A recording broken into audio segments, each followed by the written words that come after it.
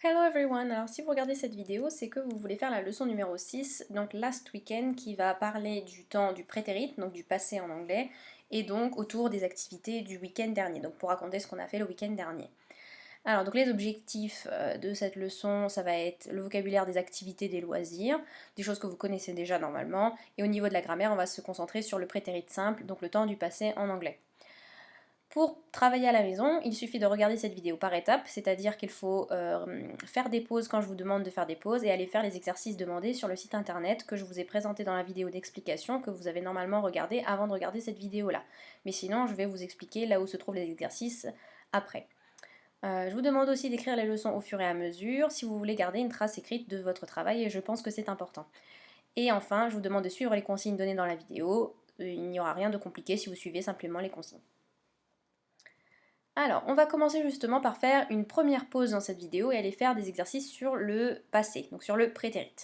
Donc pour cela, il faut aller sur la page lovingenglishwithmissp.weebly.com et une fois que vous êtes sur ce site internet, vous allez sur l'onglet Revision ou Révision, ici là, vous cliquez et vont tomber sur la page donc, de révision, c'est l'article soutien vacances d'avril. Pour retrouver les documents, vous avez pu voir dans les vidéos précédentes, mais il suffit de cliquer ici, de télécharger tous les documents si vous voulez vous faire un cahier et avoir tous les documents nécessaires pour pouvoir faire le cours correctement. Si vous n'avez pas d'imprimante, eh bien tant pis, vous faites sans et vous pouvez mettre la traduction des mots quand c'est des images ou recopier les documents si jamais vous avez besoin. Ensuite, vous avez toutes les leçons. Donc là, ce qui va nous intéresser, c'est la leçon 6. Donc on va tout en bas. Et donc le lesson 6, last weekend, on tombe sur l'article là. Ensuite, donc vous avez les exercices Learning Apps qui se trouvent ici, et donc on nous a demandé de faire les exercices sur le passé. Donc on va d'abord cliquer sur Past Tense, et on atterrit sur une page Learning Apps, qu'il faut bien laisser le temps de charger. Chez vous aussi, ça peut prendre un petit peu de temps, donc soyez patient.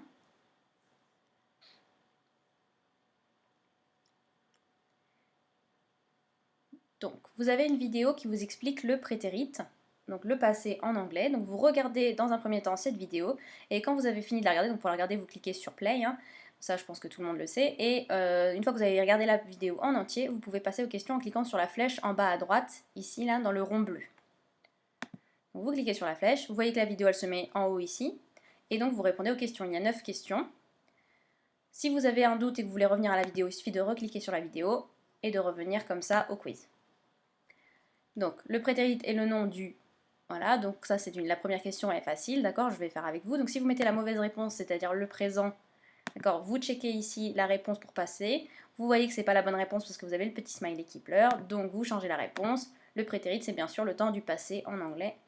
Vous vérifiez, la réponse elle est juste, et vous voyez qu'il y a une flèche qui s'affiche ici, qui vous permet d'accéder à la deuxième question. Vous faites le quiz en entier, une fois que vous avez terminé, vous pouvez fermer. Et vous allez faire le deuxième exercice, Pronunciation, ED. Donc cet exercice permet de travailler la prononciation de la terminaison ED du prétérit. D'accord? Donc vous écoutez l'audio et vous devez choisir si le verbe se termine par un son te, par un son de ou par un son id. D'accord? Donc par exemple, on va faire le premier. Studied. Alors, studied, on va le mettre ici. Trained. Trained, je le mets ici. D'accord? Pour vérifier, on se met ici. On voit que les deux réponses sont justes. D'accord? Et donc vous pouvez continuer. Si ça s'affiche en rouge, c'est que la réponse est fausse. Donc vous faites l'exercice en entier.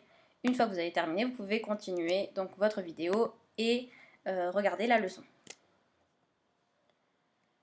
Alors, premier point sur le prétérit. Le prétérit est le temps du passé en anglais. Dans les phrases affirmatives, pour les verbes réguliers, on ajoute le suffixe ed à la base verbale. Exemple, donc une phrase au présent, I sometimes surf the web. Pour la mettre au passé, last weekend, I surfed the web. Donc surf, on a rajouté le suffixe ed. Pour les verbes irréguliers, il faut les apprendre par cœur. Exemple, it is fantastic, c'est une phrase au présent. Was, c'est le passé singulier de is, donc du coup ça donne it was fantastic au passé. Donc c'est fantastique devient c'était fantastique. Dans les phrases interrogatives, les questions, on utilise l'auxiliaire did, comme dans Did you have a nice weekend? Ou Did you have a good weekend? Exception, how was your weekend? Donc quand la question comporte l'auxiliaire be, on utilise be au passé, donc how was your weekend? On verra plus en détail les questions au prétérit plus tard dans le chapitre. Dans les phrases négatives, on utilise l'auxiliaire didn't. Donc pour dire je n'ai pas surfé sur le web le week-end dernier, I didn't surf on the web last weekend. Okay, on voit qu'on a rajouté didn't devant surf et que surf ne présente pas le suffixe ed. La marque du passé est sur l'auxiliaire et du coup on n'a pas besoin de la marque ed à surf. Donc c'est bien didn't plus base verbale. I didn't surf on the web last weekend. Exception, donc toujours avec l'auxiliaire be, it wasn't fantastic. Donc là on n'utilise pas didn't, on met simplement la négation sur l'auxiliaire was. Donc it wasn't fantastic pour dire ce n'était pas fantastique. Au niveau de la prononciation, donc je vous ai mis quelques exemples dans un tableau, donc je vais vous prononcer les différents verbes avec la prononciation correcte. Donc première colonne, le son t, donc les deux lettres ed se prononcent t. Donc c'est comme si on ajoutait directement la lettre t après la dernière consonne. Donc watched, shopped, helped, fished, surfed. Ensuite, on a the, stayed, trained, chilled, listened, played. Et enfin, id, studied, parce que c'est un verbe qui finit déjà avec le son i, donc forcément ça donne studied, et visited. Donc là, le e de visited se prononce i, visited. Ensuite, je vous propose de faire une petite pause ici. Essayez de faire des phrases avec les informations que moi je vous donne. Donc, on vous pose la question What did you do last weekend? Donc, qu'est-ce que tu as fait le week-end dernier? Vous devez donc compléter la phrase avec des verbes au passé et les activités. D'accord? Je vous ai mis des exemples dans le tableau. Donc, vous avez 3 verbes réguliers played, watched, visited, et 3 verbes irréguliers ride pour ride my bike, par exemple, faire du vélo, go c'est went, et pour be c'est was. Ok? Donc, par exemple, on peut faire ce genre de phrase. Last weekend, I went to the cinema and it was fantastic. Essayez de faire 2 phrases comme ça dans votre cahier et je vous propose des corrections juste après. Alors, première possibilité. Last weekend, I played tennis with my sisters and it was awesome. Last weekend, I watched a reality TV show at home and it was boring. Last weekend I visited a museum with my family and it was interesting. Last weekend I went to the park with my friends and it was amusing. Last weekend I rode my bike to Spain and it was tiring. Alors on va maintenant écouter un document. Donc comme dans les vidéos précédentes, je vous demande donc d'écouter au moins ce document 3 fois et de faire les différentes étapes que je vous mets ici, donc détaillées 1, 2, 3. Donc d'abord on écoute une première fois et vous écoutez simplement, vous vous concentrez, vous ne prenez pas de notes. La deuxième fois vous pouvez commencer à prendre des notes en français ou en anglais sur ce que vous comprenez, vous faites comme vous voulez. Et ensuite en troisième, vous écoutez une dernière fois pour vérifier et compléter vos notes. Il n'y a aucune obligation sur 3 fois, vous pouvez écouter plus que 3 fois, mais pour moi 3 fois est un minimum, d'accord? Donc on va l'écouter une fois et ensuite vous reviendrez en arrière dans la vidéo pour pouvoir l'écouter plusieurs fois.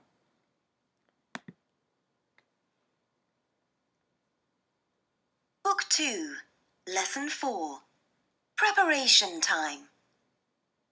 1. Hi, Mira. Did you have a good weekend? Oh no, it was dead boring again. I surfed the web and watched TV all weekend.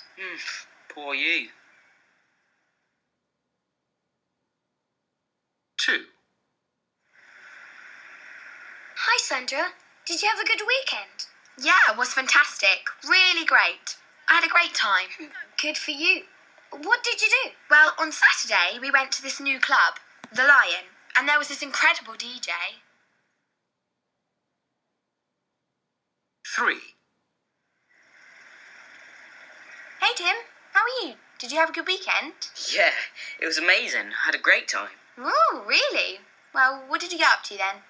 Well, on Saturday I went shopping and... You went shopping? Whoa, bet you had a great time. Yeah, what do you mean? I had an amazing time. I bought some new trainers. Oh. And then on Sunday, well... 4. Hey Julia, you okay? What did you get up to this weekend? Oh, hi. Well, I had this tennis tournament. Oh, wicked. Did you win? Well, yes, I did. Wow, you won again! Yeah. I actually can't believe it. You, are the best. Ok, alors vous pouvez revenir en arrière pour écouter ce document plusieurs fois et je vous propose un récapitulatif que je vais vous traduire ensuite en français juste après. Donc déjà, je vous ai mis le tableau avec tous les verbes qui seront utilisés dans cette leçon. D'accord? Donc on a 3 verbes réguliers. Watch qui devient watched au passé, surf qui devient surfed, et play qui devient played. Ensuite, on a 5 verbes irréguliers. On a be qui devient was, on a go qui devient went au passé, have qui devient had, buy qui devient bought, qui vient du verbe acheter, et win qui devient won du verbe gagner. Donc, pour présenter le document, the document is a recording about last weekend activities. D'accord? Donc, c'est un enregistrement qui parle des activités du week-end dernier. Mira surfed the internet and watched TV, but it was dead boring. Sandra went to a club named The Lion and it was fantastic. She had a great time. Tim went shopping and bought new trainers. He had a good time. It was amazing. Julia played a tennis tournament and she won. Donc, on nous dit que Mira a surfé sur internet et a regardé la télé, mais elle trouvait que c'était ennuyeux à mourir. Sandra, elle est allée à un club, dans une boîte qui s'appelle le Lion, The Lion, et c'était fantastique. Elle a passé un très bon moment. Tim est allé faire du shopping et il a acheté des nouvelles baskets. Il a passé un bon moment, c'était génial. Et Julia, elle a joué au tennis dans un tournoi et elle a gagné. Je vous propose maintenant de faire une pause et d'aller faire l'exercice How was your weekend sur le site internet. Donc comme tout à l'heure, on retourne sur le site et on clique sur How was your weekend.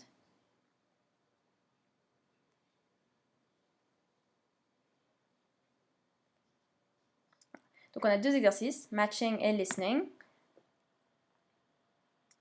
Donc on nous demande de classer les expressions selon si elles expriment un avis positif ou négatif. D'accord? Donc on a positif à gauche et négatif à droite. It was bad, c'est négatif. It was fantastic, c'est positif. D'accord? Pour vérifier, on clique ici, voilà, sur la petite icône comme vous avez l'habitude. Et une fois que vous avez terminé l'exercice, vous revenez en arrière. Le deuxième exercice, c'est le même exercice, sauf que cette fois-ci, c'est à l'oral. Donc c'est des audios qu'il faut écouter. I had an amazing time. I had an amazing time, c'est positif. Pareil, vous vérifiez ici et vous revenez en arrière quand vous avez terminé. Une fois que vous avez terminé ces 2 exercices-là, vous pouvez aller à la leçon pour la correction. Donc on a How was your weekend, le titre de la leçon. Donc how, ça veut dire comment. Donc how was your weekend, c'est comment était ton week-end. D'accord? Et donc là, on répond par une phrase positive si le week-end il était bien et négative si le week-end il était pas bien. Et donc on a différentes possibilités. Dans le côté positif, on a It was good, I had a great time, it was amusing, it was fantastic, it was fun, it was captivating, I had an amazing time. Dans les phrases négatives, on a It wasn't interesting, it wasn't fun, it was dead boring, it was disgusting, it was horrible, it was bad, it wasn't good, I had an awful time. Awful qui veut dire horrible, donc c'est une autre possibilité pour horrible ou awful, c'est la même chose. Disons que awful est peut-être encore plus fort négativement que horrible. Ensuite, je vous demande de faire à nouveau une pause et d'aller faire l'exercice The Past Tense number 2. Donc on va sur le site et on prend le deuxième exercice Past Tense. Le premier c'était Past Tense et là on a le deuxième Past Tense numéro 2. Donc on clique. Voilà. Et on a des exercices sur les verbes réguliers et irréguliers. D'accord? Donc en fait c'est pour reconnaître les verbes réguliers et irréguliers. En fait il faut connaître par cœur, on n'a pas trop le choix. Be, on sait que c'est un verbe irrégulier. Okay, donc on va le mettre dans la catégorie des verbes irréguliers. Go aussi, c'est un verbe irrégulier. D'accord? À vous de classer et ensuite de vérifier et d'ajuster si vous vous êtes trompé, d'essayer de mémoriser quels sont les verbes irréguliers et du coup de déduire ceux qui ne sont pas irréguliers parce qu'ils ne sont pas dans la liste, ils sont réguliers. Okay, ça c'est le premier exercice. Après, on a irregular verbs matching. D'accord? Donc là, il faut matcher l'infinitif, donc take, ou la base verbale, plutôt la base verbale take, avec sa traduction prendre, avec son passé. Donc, qui doit être quelque part par là, c'est took, qui est tout en bas ici. D'accord? Donc, il faut à chaque fois prendre la traduction avec la base verbale et le matcher avec le prétérit. Donc ça, c'est que des verbes irréguliers. Ensuite, on a un exercice encore de verbes irréguliers, cette fois-ci il faut les écrire. D'accord? Donc il faut écrire l'irrégulier, il faut essayer de les mémoriser avec les exercices précédents, et donc d'écrire l'irrégulier de ces verbes-là. Par exemple, do c'est did, et on vérifie ici toujours avec le même bouton. Une fois que vous avez fait ça, on vous demande ici regular verbs complete. Donc là, vous avez des phrases. Il faut conjuguer les verbes réguliers entre parenthèses au passé. Donc là, on a le verbe watch entre parenthèses. Il faut le conjuguer au passé. Watch est un verbe régulier. Donc c'est watched. Okay. Tout cet exercice-là, c'est sur des verbes réguliers. Donc tous ces verbes sont réguliers. Le dernier exercice, c'est irregular verbs complete. Donc là, on sait qu'on n'aura que des verbes irréguliers. Donc c'est le même principe. Il faut compléter avec les verbes la forme passée des verbes irréguliers qui est entre parenthèses. Donc, par exemple, ride, c'est rode. Okay. Et vous continuez.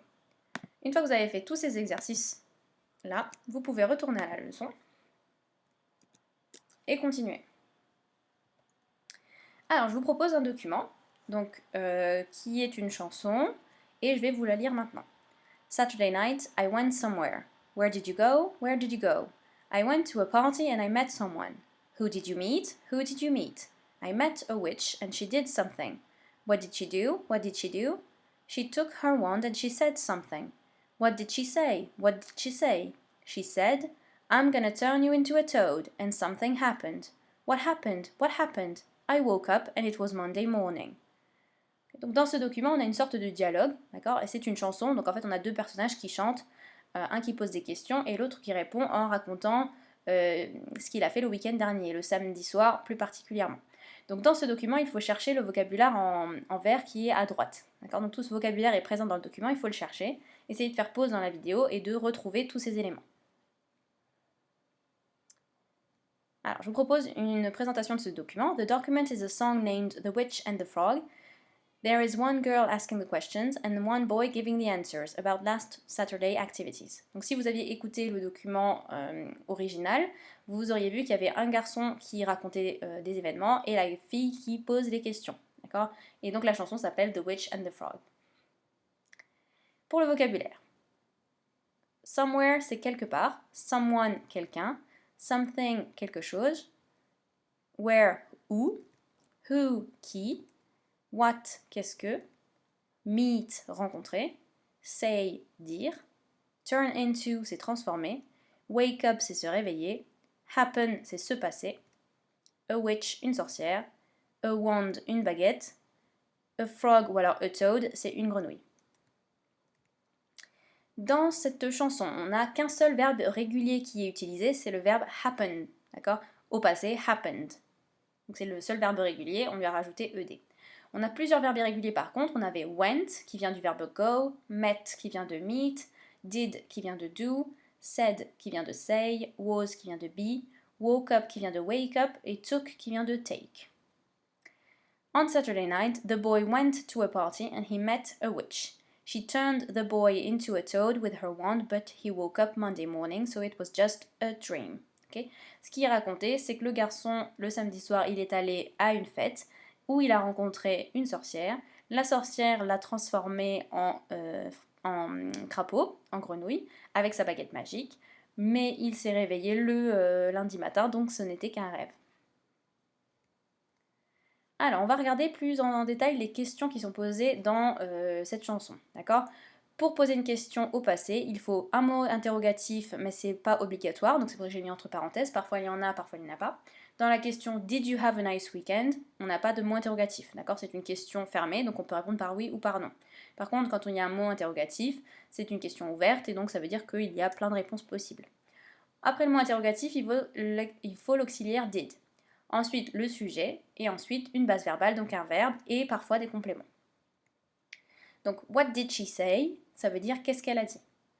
Who did you meet? Qui as-tu rencontré? What happened? Qu'est-ce qui s'est passé? Where did you go? Où es-tu allé? What did she do? Qu'est-ce qu'elle a fait? Ensuite, je vous propose de regarder deux nouvelles phrases. Qu'est-ce que tu as regardé au cinéma hier? Ça donnerait What did you watch at the cinema yesterday? Avec qui es-tu allé à la piscine? Who did you go to the swimming pool with? Je vous propose maintenant pour finir un travail d'écriture. Donc vous devez répondre à la question What did you do last weekend? How was your weekend? Vous devez donc raconter ce que vous avez fait le week-end dernier en 75 mots. On vous demande de conjuguer correctement au passé, attention au verbe irrégulier. Utilisez les expressions on Saturday, on Sunday, in the morning, in the afternoon, in the evening pour dire ce que vous avez fait selon les jours. Donc, est-ce que vous avez fait le samedi? Est-ce que c'était le matin, l'après-midi ou le soir? Organisez votre paragraphe à l'aide des mots then ou after qui veulent dire ensuite, ou alors finally pour dire enfin. Vous pouvez dire avec quelle personne vous avez fait les activités, donc utilisez des expressions du type with my mother, with my parents, with my friends, with my sister, etc. N'oubliez pas de dire comment étaient les activités en utilisant les phrases positives ou négatives de la leçon que vous avez dans le tableau en dessous ici. Utilisez la négative au moins une fois pour dire quelque chose que vous n'avez pas fait. I didn't plus verbe. Je vous ai mis des idées de verbes ici qui peuvent vous donner des idées d'activités pour votre travail. Ce travail, je vous demande de le faire sur le Google Form, donc que je vous mets ici sur le site internet. Donc à chaque fin de leçon, vous savez maintenant qu'il faut faire le lesson test. Donc si vous cliquez sur lesson test, vous accédez à un Google Form où on vous demande votre adresse mail, votre nom de famille, votre prénom et votre classe. Ensuite, vous avez le sujet que je viens de vous présenter et vous devez écrire votre texte ici. Une fois que c'est fait, vous envoyez votre réponse pour que je puisse vous envoyer un retour. Voilà.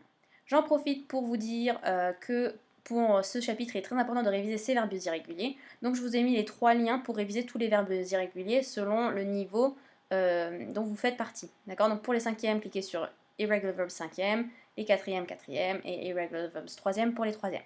Ça se présente de la façon suivante. D'accord? Vous avez des Learning Apps pour toutes les listes de verbes irréguliers.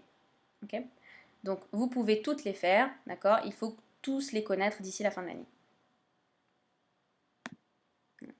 C'est tout pour cette vidéo, j'espère que tout était clair. Si vous avez des questions, n'hésitez pas à me les poser par mail ou sur Pronote. Have a nice day, goodbye!